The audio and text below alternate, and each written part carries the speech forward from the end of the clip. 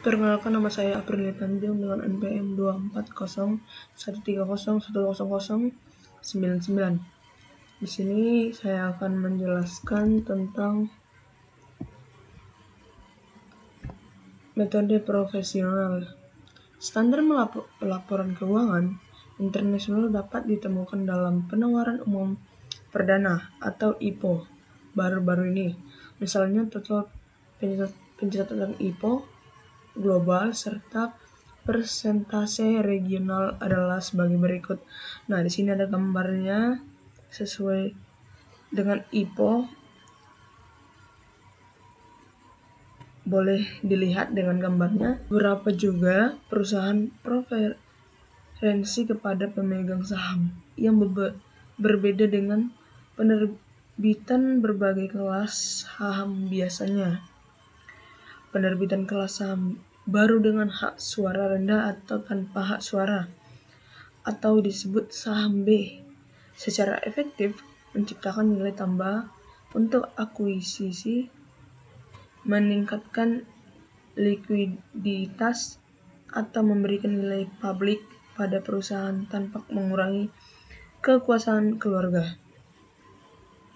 Misalnya pemegang saham B di Vodafone atau GBR hanya mendapatkan hak suara jika perusahaan tersebut akan dibubarkan.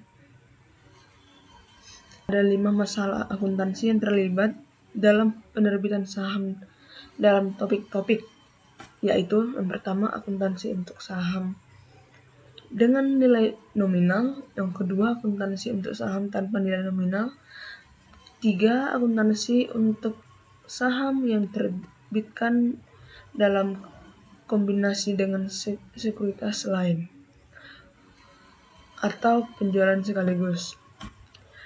4 akuntansi untuk saham yang diterbitkan dalam transaksi non-cash. 5 akuntansi untuk biaya penerbitan saham. Selanjutnya yaitu metode inkremental. Metode inkremental ini digunakan perusahaan dalam alokasi harga perolehan ketika perusahaan menerbitkan saham lebih dari satu jenis. Contohnya saham biasa dan saham preferen secara bersamaan dalam satu paket transaksi. Tujuannya adalah untuk menentukan berapa bagian harga perolehan yang harus diakui pada masing-masing jenis ekuitas, karena nilai pasar masing-masing jenis saham tidak selalu tersedia dan tidak selalu lengkap kayak gitu. Nah, metode ini dilakukan dengan mengalokasikan sekuritas yang nilai wajarnya tidak diketahui. Mengalokasikan sekuritas yang nilai wajarnya diketahui, kemudian sisanya dialokasikan pada sekuritas atau saham yang nilai wajarnya tidak diketahui. Contohnya nih ada Hogan menerbitkan 1.000 lembar saham biasa dengan nilai nominal $10 per saham dengan nilai wajarnya $20 per saham. 1.000 lembar saham preferen dengan nilai nominal atau nilai asli sebesar $10, tetapi nilai wajarnya atau harga pasarnya, nilai pasarnya tidak diketahui. Kemudian perusahaan menerima lump sum sekitar $30.000. Lump sum yaitu pembayaran sekaligus. Mengalokasikan $30.000 pada dua kelas saham berikut, yakni lump sum sebesar $30.000 dialokasikan ke saham biasa 1.000 dikali harga dikali nilai wajar per saham sama dengan $20.000. Nah, sedangkan sisanya dialokasikan untuk preferensi sebesar $10.000. Selanjutnya ada saham yang diterbitkan dalam transaksi non-cash. Pengertiannya merupakan saham yang diterbitkan dengan imbalan selain kas, yakni barang, dapat berupa barang, jasa, atau hak ataupun properti lain. Contohnya hak paten, lisensi, ataupun goodwill.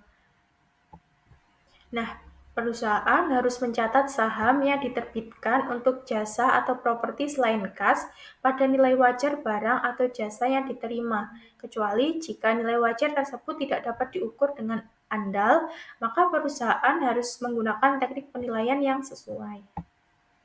Berikut contohnya adalah serangkaian transaksi berikut menggambarkan prosedur untuk mencatat penerbitan 10.000 saham biasa dengan nilai pari $10 untuk paten Marlowe Company dalam berbagai keadaan. Nah, selanjutnya ada biaya penerbitan saham. Biaya penerbitan saham merupakan semua biaya yang dikeluarkan perusahaan ketika menerbitkan saham baru, baik itu saham biasa maupun saham preferen, untuk memperoleh modal dari investor. Biaya-biaya yang termasuk dalam komponen biaya penerbitan saham yakni ada biaya underwriting, biaya akuntansi dan hukum, biaya percetakan, dan biaya pajak. Nah, biaya penerbitan dapat nama lainnya yaitu biaya pembiayaan. Dengan demikian, biaya penerbitan akan mengurangi hasil yang diterima dari penjualan saham. Yang selanjutnya ada saham preferensi. Saham preferensi merupakan jenis saham yang memberikan hak istimewa atau hak tertentu kepada pemegangnya dibandingkan dengan saham biasa. Nah, saham ini disebut saham preferensi karena pemegang saham ini diprioritaskan dalam beberapa hal. Nah, beberapa hal yang identik dengan saham preferensi yaitu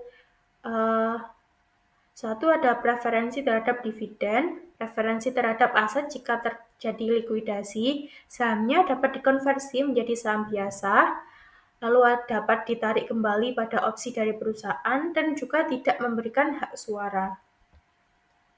Beberapa fitur dari saham preferensi, yakni yang pertama ada saham preferensi kumulatif, yang dimana pemegang saham ini berhak atas dividen pada setiap periode. Jika pada suatu tahun perusahaan tidak mampu membayar dividen, maka dividen yang belum dibayar akan diakumulasikan menjadi tunggakan dividen. Nah, tunggakan ini harus dilunasi sebelum perusahaan membagikan dividen kepada pemegang saham biasa. Jadi, pemegang saham ini diprioritaskan. Yang kedua yaitu saham preferensi partisipasi. Selain menerima dividen tetap, pemegang saham ini juga bisa ikut menerima tambahan dividen apabila laba perusahaan sangat besar. Jadi mereka berpartisipasi bersama pemegang saham biasa dalam pembagian dividen tambahan setelah dividen preferensi tetap terpenuhi. Selanjutnya ada saham preferensi konversi. Nah, saham ini bisa ditukar menjadi saham biasa dengan rasio atau harga konversi tertentu. Memberikan fleksibilitas kepada investor. Mereka bisa menikmati dividen tetap dari saham preferensi, lalu di masa depan mengonversinya menjadi saham biasa untuk menikmati potensi keuntungan yang lebih tinggi. Selanjutnya ada saham preferensi yang dapat ditebus. Saham preferensi yang dapat ditebus ataupun ditarik kembali oleh perusahaan setelah jangka waktu tertentu dengan harga yang sudah ditetapkan. Perusahaan biasanya melakukan ini jika suku bunga pasar turun, sehingga bisa menerbitkan saham baru dengan biaya modal yang lebih rendah. Yang terakhir yaitu saham preferensi yang dapat ditukar. Merupakan saham yang mengandung saham preferensi yang mengandung kewajiban kontraktual bagi penerbit atau perusahaan untuk menebus kembali saham tersebut dari pemegangnya pada waktu tertentu atau menukarnya dengan aset keuangan lain, misalnya kas atau utang tertentu. Nah, selanjutnya ada akuntansi dan pelaporan saham preferensi. Akuntansi untuk saham preferen pada saat penerbitan serupa dengan saham biasa. Perusahaan mengalokasikan hasil antara nilai nominal saham preferen dan agio saham atau premi saham. Asumsikan Bishop plc menerbitkan 10.000 lembar saham preferen dengan nilai nominal $10.000 dengan harga tunai $12.000 per lembar. Bishop mencatat penerbitan tersebut sebagai berikut, yakni cash senilai $120.000, lalu modal saham preferen $100.000 dan saham premi preferen $20.000. Selanjutnya saya akan menjelaskan tentang pembelian kembali saham atau requisition of shares. Jadi saat ini banyak perusahaan yang membeli kembali saham mereka sendiri. Misalnya seperti perusahaan minyak BP yang ada di negara Inggris, yaitu membeli kembali saham senilai $90 juta pada tahun 2018 dan pesaingnya Royal Dutch Shell yang berasal dari Belanda atau Inggris mengumumkan program pembelian kembali saham senilai $25 miliar yang berjalan hingga tahun 2020. Nah, perusahaan yang membeli saham beredar mereka dengan beberapa alasan. Antara lain, yang pertama yaitu untuk memberikan distribusi kas berlebih kepada pemegang saham dengan cara yang lebih efisien pajak. Karena tarif pajak sendiri biasanya lebih rendah dibandingkan tarif pajak dividen. Yang kedua, yaitu untuk meningkatkan laba per saham dan pengembalian ekuitas. Dengan mengurangi jumlah saham beredar dan ekuitas, rasio kinerja tertentu menjadi lebih baik, meski peningkatan ini biasanya hanya bersifat jangka pendek. Alasan yang ketiga yaitu untuk menyediakan saham dalam kontrak kompensasi karyawan atau kebutuhan merger di masa depan. Alasan yang keempat yaitu untuk mencegah pengambil alihan perusahaan oleh pihak luar dengan cara mengurangi jumlah saham yang dimiliki oleh publik. Dan alasan yang terakhir yaitu untuk menjaga atau meningkatkan harga pasar saham. Nah, beberapa perusahaan publik bahkan memilih untuk go private, yakni menghapus kepemilikan publik sepenuhnya dengan membeli semua saham dirinya yang beredar, lalu biasanya melalui leverage buyout atau LBO yang didanai dengan pinjaman. Nah, setelah saham tadi dibeli kembali, perusahaan bisa memutuskan untuk memensiunkan saham tersebut atau menyimpannya sebagai treasury shares atau saham treasury, di mana saham treasury sendiri bukanlah aset perusahaan, melainkan pengurang ekuitas. Selanjutnya yaitu pembelian saham treasury. Jadi, dalam pembelian saham treasury terdapat dua metode umum pencatatan saham treasury, yakni metode biaya atau cost method dan metode nilai nominal atau fair value method. Nah, pada metode biaya, akun treasury shares dicatat sebesar harga beli dan dilaporkan sebagai pengurang ekuitas. Nah, pada metode nilai nominal, seluruh transaksi dicatat pada nilai nominal saham. Selanjutnya yaitu penjualan saham treasury. Nah, dalam penjualan saham treasury ini, perusahaan biasanya akan menjual kembali atau reissue atau memensiunkan saham treasury. Jika dijual dengan harga sama seperti biaya perolehan, maka perusahaan hanya mencatat kas yang diterima dan mengurangi treasury shares. Namun, jika dijual di atas biaya, selisihnya dicatat sebagai share premium treasury. Lalu, jika dijual di bawah biaya, selisihnya akan mengurangi share premium treasury dan jika tidak cukup, sisanya diambil dari laba tambahan atau retained earnings. Selanjutnya yaitu pemensiunan saham treasury.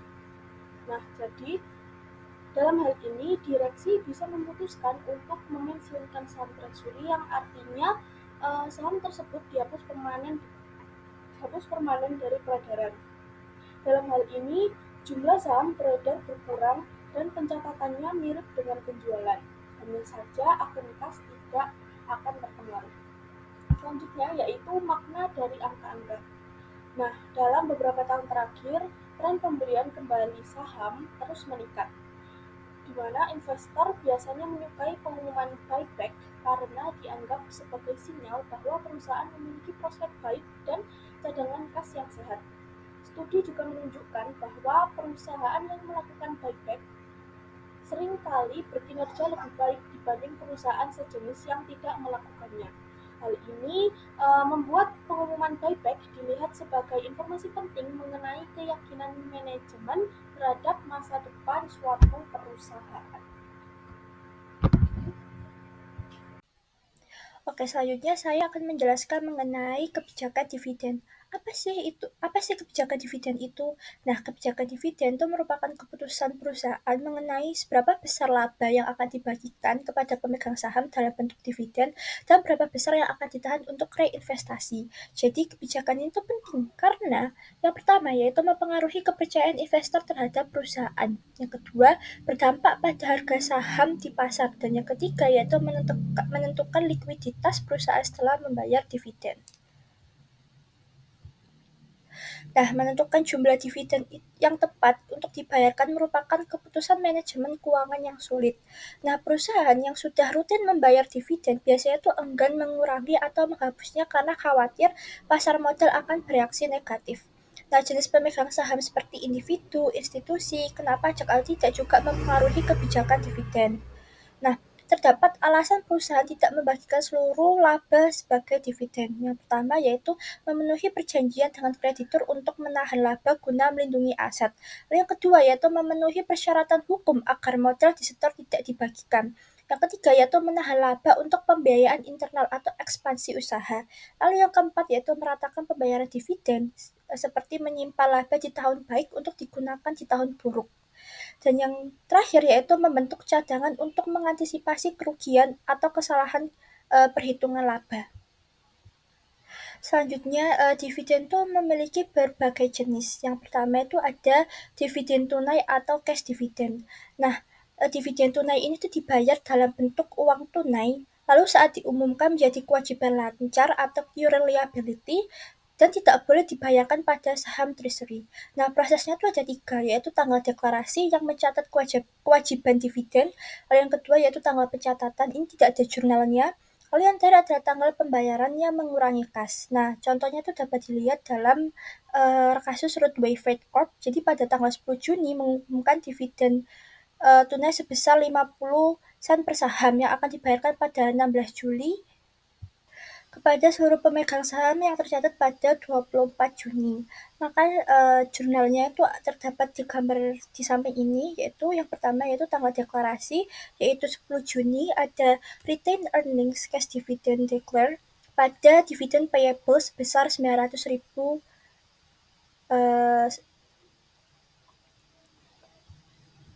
Lalu yang berikutnya itu ada yang pada tanggal pencatatan. Nah, karena tanggal pencatatan ini tidak ada jurnalnya, maka kosong. Lalu yang terakhir itu ada tanggal pembayaran. Nah, tanggal pembayaran ini yaitu akunnya dividen payable pada cash sebesar 900.000.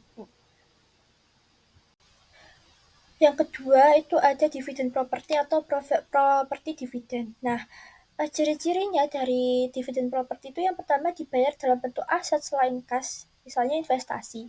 Lalu harus dinilai kembali ke nilai wajar atau fair value saat deklarasi dan diakui gain or loss.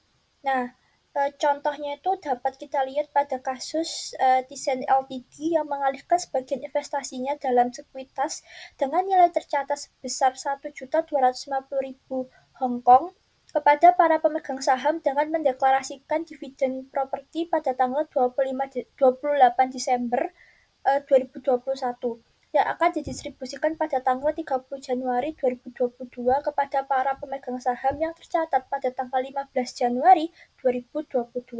Jika pada tanggal deklarasi sekuritas memiliki nilai wajar sebesar 2 juta Hong Kong, eh, maka jurnal apa yang dibuat desain pada tanggal deklarasi dan distribusi? Nah, jurnalnya nanti itu ada dua, yaitu tanggal deklarasi dan juga tanggal distribusi. Nah, untuk yang tanggal deklarasi yaitu pada tanggal 28 Desember 2021, itu nanti selisih antara 1.250.000 tadi sama 2 juta, yaitu 750.000 itu masuk ke equity investment sebesar 750.000 kepada unrealized holding gain or loss income sebesar 750.000 Hong Kong. Lalu nilai wajarnya itu nanti akan masuk pada retained earnings, yaitu property dividend declare sebesar 2 juta dan pada property dividend payable sebesar 2 juta. Nah, nanti untuk tanggal distribusinya itu masuk ke property dividend payable sebesar 2 juta pada equity investment sebesar 2 juta. Lalu yang ketiga itu ada dividen likuidasi atau liquidating dividend. Nah, dividen likuidasi itu dibayar dari modal pemegang saham, bukan dari laba ditahan. Nah, ini tuh mengurangi jumlah yang diinvestasikan pemegang saham. Nah, kita tuh dapat, contohnya tuh dapat kita lihat pada McKinsey Mines yang menerbitkan dividen kepada para pemegang saham biasa sebesar 1.200.000 pound sterling. Nah, pengumuman dividen tahunnya tersebut mencatat bahwa para pemegang saham harus menganggap 900.000 pound sterling sebagai pendapatan dan sisanya sebagai pengembalian modal. Nah, pertanyaannya tuh apa saja jurnal untuk McKinsey pada tanggal deklarasi dan pada tanggal distribusi. Nah, untuk tanggal deklarasinya ini, jadi yang 900.000 pound sterling itu nanti masuk ke retained earnings. Nah, lalu untuk yang 1.200.000-nya ini, yang saham biasa itu masuk ke dividend payable. Nah, sisanya 300.000 ini masuknya ke share premium ordinary. Jadi nanti akunnya itu retained earnings sebesar 900.000 pound sterling, share premium ordinary sebesar 300.000 pada dividen payable sebesar 1.200.000 pound sterling. Nah, lalu untuk tanggal distribusi tanggal pembayarannya ini itu ada dividen payable pada cash sebesar 1.200.000 pound sterling. Oke, sebelum kita masuk pada pembahasan selanjutnya, yaitu kebijakan dividen antar perusahaan dan pentingnya dividen bagi investor, kita juga perlu membahas mengenai kondisi keuangan dan distribusi dividen.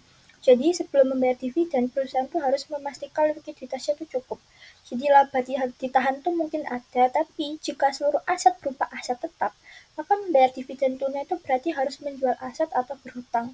Lalu juga ada kas, tapi kewajiban lancarnya itu tinggi. Nah, perusahaan itu juga harus hati-hati karena kas dibutuhkan untuk membayar utang dan biaya operasional. Nah, lalu selanjutnya itu ada kebijakan dividen antar perusahaan. Jadi beberapa perusahaan itu bangga menjadi konsistensi pembayaran dividen, hanya mengurangi jika terjadi penurunan laba atau krisis kas. Nah, perusahaan pertumbuhan atau growth companies itu biasanya tidak membayar dividen tunai agar dana itu bisa digunakan untuk ekspansi, sehingga keuangan pemegang saham itu berasal dari kenaikan harga saham. Nah, fokus banyak perusahaan modern saat ini tuh yaitu harga saham, program buyback, dan laba perusahaan, bukan hanya pembayaran dividen. Lalu selanjutnya tuh ada pentingnya dividen bagi investor. Nah, dividen itu tuh salah satu keuntungannya tuh memberikan pendapatan tetap bisa melindungi dari inflasi. Nah, penelitian tuh menunjukkan bahwa perusahaan yang menaikkan dividen atau dividen growers itu memiliki return tahunan tertinggi yaitu sebesar 9,52%. Lalu perusahaan yang membayar dividen itu konsisten memberikan return lebih baik dibanding yang tidak membayar. Dan pemotongan dividen atau dividen cutters ini tuh juga memberikan return negatif. Nah, investor itu sebaiknya memperhatikan pertumbuhan dividen karena mengindikasikan kepercayaan manajemen terhadap laba masa depan. Baik, selanjutnya pembagian dividen dan split. Pada tanggal deklarasi, laba ditahan sebesar 10.000 laba ditahan dikurangi karena sebagian laba akan diperdagangkan dalam bentuk saham. Lalu untuk dividen saham biasa yang dapat dibagikan sebesar 10.000 dicatat sebagai kewajiban sementara untuk dibagikan kepada pemegang saham, di mana artinya saat diumumkan laba ditahan menjadi kewajiban dividen saham yang akan diumumkan. Baik, selanjutnya ada pembagian dividen dan split pada tanggal distribusi dividen saham biasa yang akan didistribusikan sebesar 10.000, kewajiban sementara dihapus karena sudah diumumkan. Lalu modal saham biasa sebesar 10.000 dicatat sebagai tambahan modal saham, di mana artinya saat ditawarkan kewajiban dividen saham ditutup dan dipindahkan menjadi modal saham biasa. Baik, selanjutnya seperti gambar di atas, di mana ada dividen cash, yaitu ada saat diumumkan laba ditahan berkurang, ekuitas turun, modal kerja turun, lalu saat dibayar aset atau kas berkurang. Dividen saham ada laba ditahan berkurang, lalu modal saham bertambah, lalu jumlah saham beredar bertambah, lalu ekuitas total tidak berubah, dan untuk stok split tidak ada perubahan pada laba ditahan, modal, aset maupun ekuitas. Dan yang terakhir, hanya jumlah saham yang beredar bertambah. Dalam laporan keuangan, ekuitas itu harus disajikan secara jelas agar pengguna laporan bisa memahami sumber dan perubahan modal perusahaan. Nah, pada laporan posisi keuangan ini, ekuitas itu ditampilkan di bagian ekuitas. Di sini saya mengambil contoh yaitu Frost SPA. Ekuitas di sini itu disajikan lengkap dengan beberapa komponen, yaitu ada modal saham preferen, modal saham biasa, dividen saham biasa yang akan dibagikan, agio saham, saldo laba, saham treasury, serta ada akumulasi laba atau rugi komprehensif lain. Nah, di sini tuh juga ditekankan bahwa perusahaan harus mengungkapkan hak-hak khusus dari sekuritas yang beredar, seperti hak dividen, hak likuidasi, hak partisipasi, harga penarikan kembali, hak konversi, dan syarat voting khusus. Tujuannya untuk apa? Tujuannya supaya pembaca laporan paham atas batasan serta potensi arus kas perusahaan di masa depan. Selanjutnya yaitu membahas tentang pembatasan laba ditahan. Nah, banyak perusahaan membatasi laba ditahan atau pembagian dividennya, tapi biasanya tidak dengan jurnal, melainkan lewat catatan atas laporan keuangan. Nah, pembatasan ini berasal dari perjanjian utang atau obligasi, ketentuan hukum, dan kebijakan internal perusahaan. Nah, saya mengambil contoh yaitu dari Samsung. Di Samsung ini, dia menyajikan catatan mengenai laba ditahan yang terdiri dari cadangan wajib dan cadangan diskresioner untuk restrukturisasi, penelitian dan pengembangan, serta kerugian investasi luar negeri dan lain-lainnya. Contohnya, cadangan untuk pengembangan SDM, nah cadangan kerugian ekspor, dan cadangan belanja modal atau lain-lainnya. Nah, menurut hukum di Korea, perusahaan itu wajib menyisihkan 10% dari dividen kas tahunan sampai cadangan mencapai 50% modal disetor. Nah, cadangan ini tidak boleh digunakan untuk membayar dividen kas, tapi bisa dipindahkan ke modal saham melalui keputusan direksi atau digunakan untuk menutup kerugian jika disetujui oleh pemegang saham. Jadi, catatan ini itu menjelaskan dengan rinci berapa besar laba ditahan yang bebas digunakan dan berapa yang harus disisihkan. Nah, jadi selain laporan posisi keuangan, perusahaan itu wajib menyajikan laporan perubahan ekuitas yang isinya itu harus mencakup yang pertama total laba komprehensif selama periode berjalan. Nah, ini itu dipisahkan antara pemilik induk dan kepentingan non-pengendali. Nah, yang kedua yaitu dampak penerapan retrospektif atau restatement jika ada. Nah, yang ketiga yaitu rekonsiliasi tiap komponen ekuitas, yaitu dari saldo awal, kemudian ke perubahan, lalu hingga ke saldo akhir. Nah, di sini saya mengambil ilustrasi dari BASF Group. Nah, di sini itu dia disajikan dalam bentuk tabel yang mencakup jumlah saham beredar, modal disetor, cadangan modal, saldo laba, pendapatan komprehensif lain, ekuitas yang dapat diatribusikan kepada pemegang saham, sampai kepada kepentingan non-pengendali. Nah, contohnya, tahun 2018, BASF ini membayar dividen sebesar 2.847 juta yang mengurangi saldo laba. Kemudian, laba setelah pajaknya yaitu 4.707 juta, yang mana menambah saldo laba tersebut. Nah, ada perubahan nih dari akumulasi pendapatan atau biaya yang langsung diakui di ekuitas sebesar 608 juta. Nah, perubahan lain seperti konsolidasi, akuisisi, dan lain-lain juga memengaruhi ekuitas. Selain itu, BASF ini harus menyajikan informasi dividen, baik di laporan perubahan ekuitas maupun di catatan, yaitu jumlah dividen yang diakui sebagai distribusi kepada pemilik selama periode, dan juga jumlah dividen per sahamnya. Nah, jadi laporan perubahan ekuitas ini itu harus menyajikan pergerakan setiap komponen ekuitas dari awal hingga akhir periode.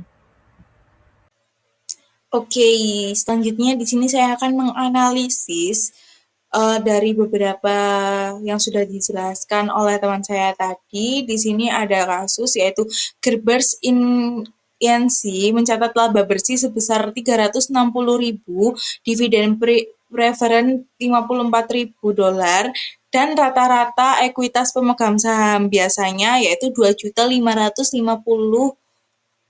dolar. Nah, di sini kita menghitung ROE-nya atau return on equity. Nah, return on equity ini merupakan proses untuk mengukur profitabilitas dari sudut pandang pemegang saham biasa. Rasio ini menunjukkan berapa banyak sih laba bersih yang diperoleh perusahaan untuk setiap $1 ekuitas pemegang saham biasa. Nah, di sini rumusnya ROE yaitu laba bersih dikurangi dividen preference, lalu dibagi rata-rata ekuitas pemegang saham biasa. Di sini sudah ada perhitungannya di dalam slide, hasilnya 12%. Nah, rasio ini itu seperti yang sudah saya bilang tadi, menunjukkan berapa dolar dari laba bersih yang diperoleh perusahaan yang diinvestasikan oleh pemilik. Begitu. Selanjutnya, di kasus kedua ada Troy Corporate memiliki dividen tunai sebesar $100.000, laba bersih sebesar $500.000, dan tidak ada saham preference. Nah, di sini kita perlu menghitung payout ratio-nya. Payout ratio itu apa sih? Payout ratio adalah persentase laba yang dibayarkan perusahaan dalam bentuk dividen tunai. Nah, di sini rumusnya yaitu dividen tunai dibagi dengan laba bersih dikurangi dividen preference. Sudah ada hasilnya yaitu 20%. Nah, info ini penting bagi beberapa investor yang telah membayar cukup tinggi guna membayar hasil yang baik pada saham. Lebih singkatnya sih, payout ratio ini menunjukkan berapa sih persen laba perusahaan dibagikan kepada pemegang saham dalam bentuk dividen. Sisanya ditahan perusahaan sebagai laba ditahan atau retained earning. Nah, jika payout tinggi, maka investor senang karena banyak dividen yang mereka peroleh. Sebaliknya, ketika payout-nya rendah, maka perusahaan menahan laba untuk reinvestasi. Jadi perlu investasi agar tidak terjadi kebangkrutan gitu, teman-teman.